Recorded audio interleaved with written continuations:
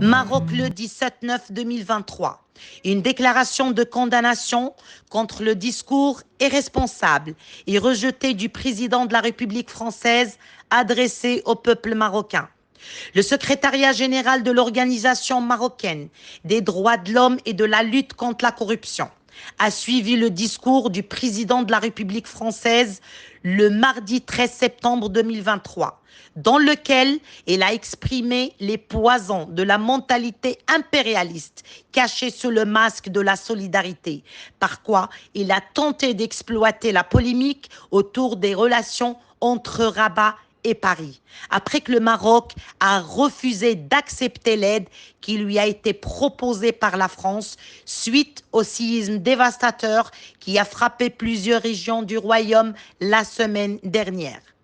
Emmanuel Macron s'est adressé aux Marocains avec un discours affirmant que la France resterait à leur côté, en violation flagrante des règles acceptées et applicables à diverses occasions, qui tirent leur légitimité et leur force des sublimes discours royaux de Sa Majesté le roi Mohamed VI, que Dieu l'assiste.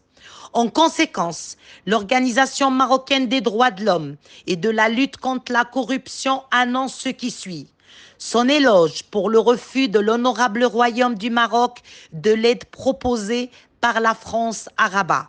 Sa ferme condamnation du discours irresponsable du président de la République française Emmanuel Macron, compte tenu de son incapacité à considérer le droit du royaume du Maroc d'accepter ou de rejeter l'offre. Sa haute appréciation pour les efforts considérables de Sa Majesté le roi Mohamed VI,